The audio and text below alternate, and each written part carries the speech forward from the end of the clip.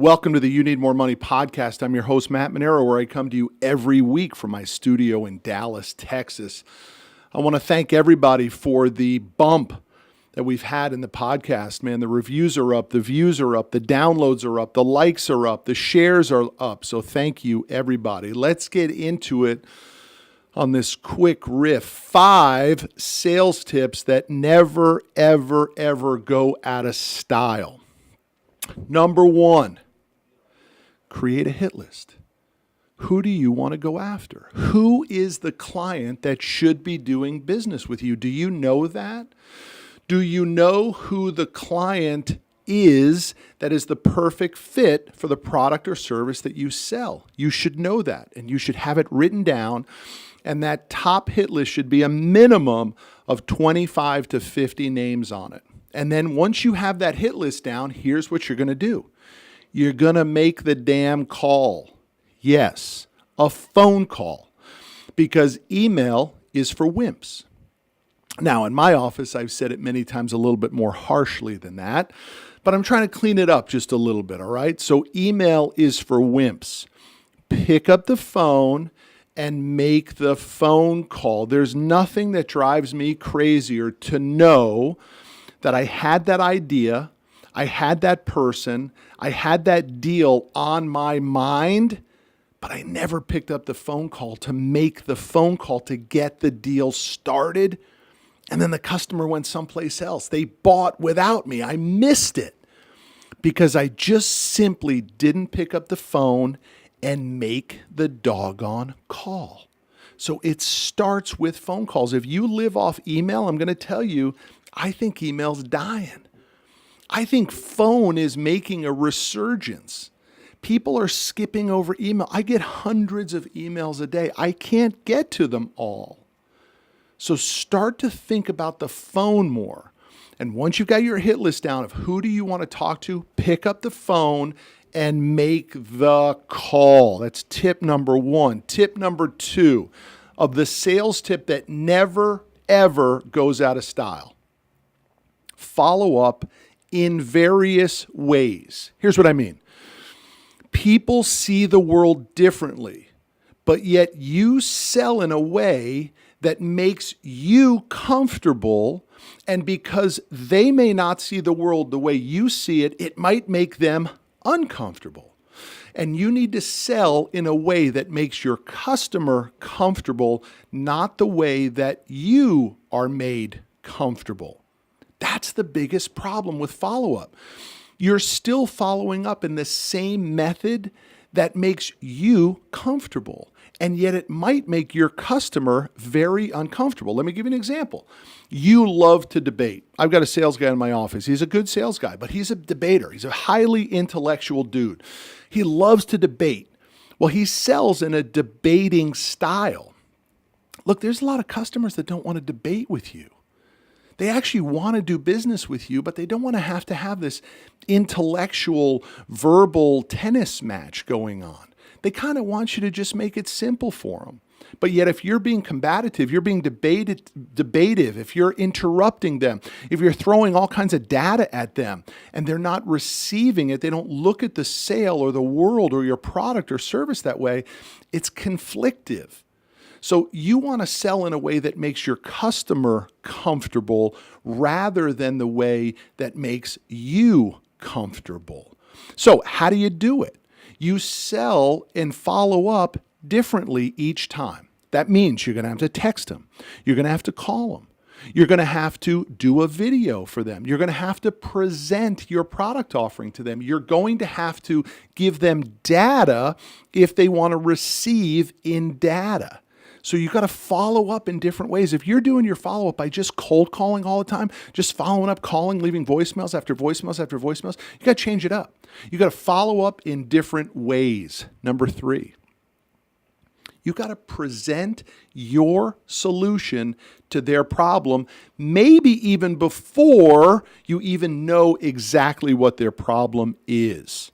See, the experts know the primary rebuttals.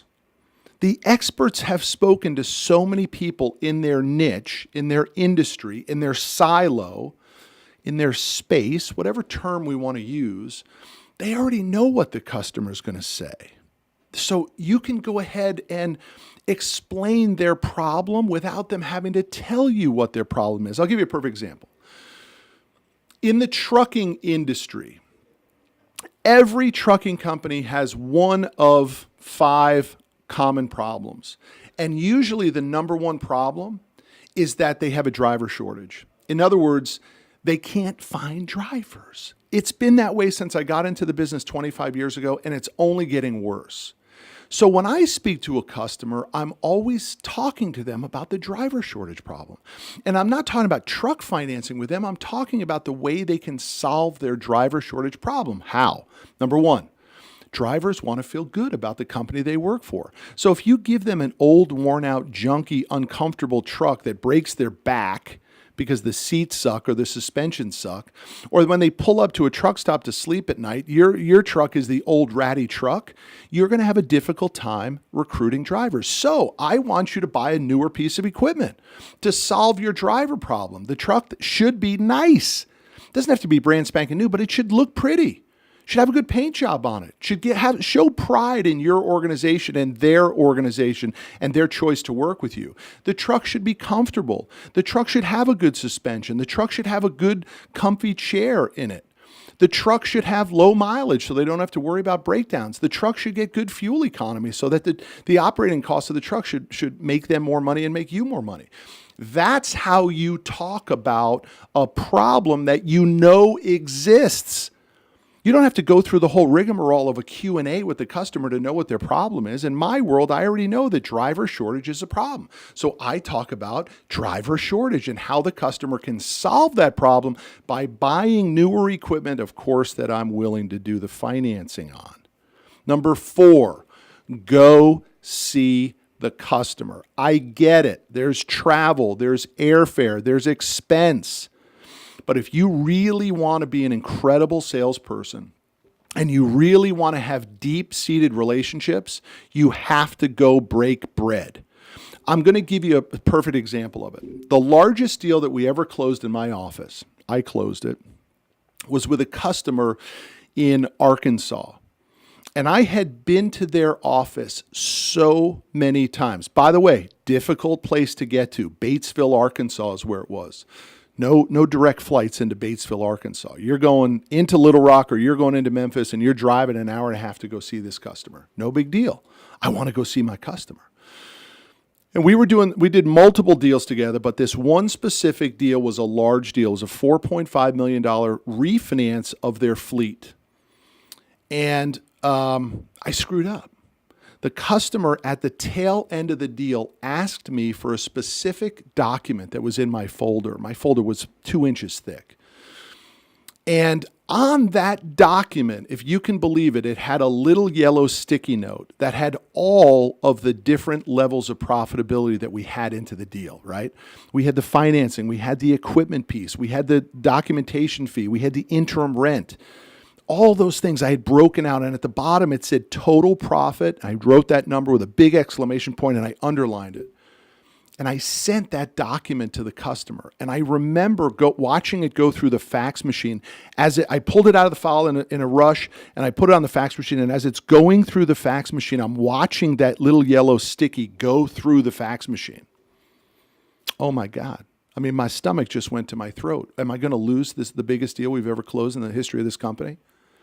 But I had been to their offices so many times. I had broken bread with their staff. I knew who they all were. And I picked up the phone and I called the secretary of my customer, the CFO, and her name was Jennifer. And I said, Jennifer, it's Matt. Hey, Matt, how you doing? What's going on? How you been? Hey, all's great. Listen, Jennifer, I just sent a fax to Byron. It's the wrong fax. He asked me for some information, but I sent him the wrong information. Will you do me a favor? Go to the fax machine, crumple it up, throw it away. I'll send you the new sheet. I took the sticky off. I sent the sheet through, and we closed the deal. Now, do I know if she actually did what I asked? Do I know if the customer actually saw that piece of paper with my sticky on it, with all our profit margin in it, underlined an exclamation point? No, I don't know. Maybe the customer said, holy crap, that's all they're making on it? Maybe. But one thing I know for sure is if I had not gone to see that customer, if I hadn't seen the ins and outs of their organization, if I didn't know who was who and where they sat and built a relationship with them, I know for damn sure I wouldn't have closed that deal. You got to go see your customers. I'm going to give you a great tip here. Go to harveymckay.com. Harvey McKay wrote a book called Swim with the Sharks Without Being Eaten Alive. He's written many books. It's an amazing story of a young guy. He's much older now, but he bought an envelope company many years ago, and he turned it into one of the most successful envelope companies. Go to his website, harveymckay.com. Go up to the top, click Tools, and drop down to the McKay 66. It's the questions, it's the customer profile that Harvey McKay required of his sales team to get answers to. 66 questions that made him feel that they had a deep relationship with their customers, and that is the reason that he felt his envelope company was so successful. So go to harveymckay.com, click Tools, drop down to the McKay 66 and print out those 66 questions. Give them to your sales team or take it for yourself and learn those answers to your customers. That's how you know you've got a nice, tight relationship. And number 5 on today's quick riff, easy peasy. Don't take it personally. I mean, you're a pro, right? You are a professional salesperson. You have done the best possible job you can to understand the customer's needs, to deliver solutions to their problems, to build a relationship, to show that you care, right? And if they don't buy from you, then you just got to put your head on the pillow and say, man, I got beat today. I mean, why do you think that in the Super Bowl, the 2 best players on either team, after the game, they still come up to each other and they give each other a hug and congratulate each other for winning? That's what pros do. We know that we're not going to win every single time. But if we're pros and we did our best, there's no reason to take it personal. You can't take it as a knock to your self-esteem that you lost the deal. You just weren't the best player on that day. I'm going to go through these 5 one more time. Number 1, create a hit list and make the damn call. Pick up the phone and call the customer. Email is for wimps. Number 2, follow up in various ways. Don't just follow up in the method that you're most comfortable with. Follow up in the method that makes the customer most comfortable. That could be a thank you card. That could be warm and fuzzies. It could be a video. It could be a PowerPoint presentation. It could be email. It could be data presentations. It could be conversations. It could be personal visits. But you got to perform and follow up the way the customer wants to be followed up with, not the way that you want to follow up with the customer. Number 3, anticipate what their problems are and deliver your solution to the problem before you have to go through the rigmarole of asking all these insane questions that pros don't need to ask. You already know what their problems are. Pros know what the top 5 problems in any industry is and start to present your solution to the problems. Mr. Jones, like I said it before, Mr. Jones, I'm sure you got a driver problem. Oh, absolutely. It never goes away. Great. That's why you need new equipment.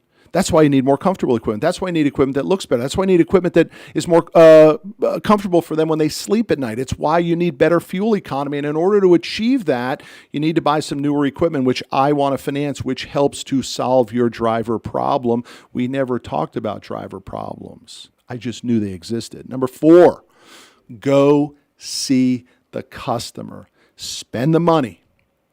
Travel. Drive to them. Take them out to lunch. Get on a flight, book appointments in the surrounding area, but go see your customer. And number 5, if you're a pro, man, don't take it personally. You ain't always going to win.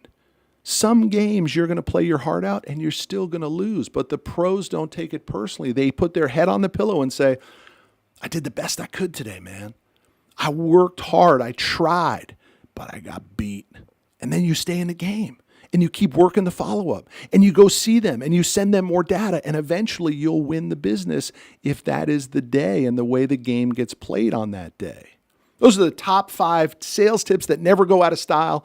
Chopping wood, block and tackling, old school fundamentals. Check yourself.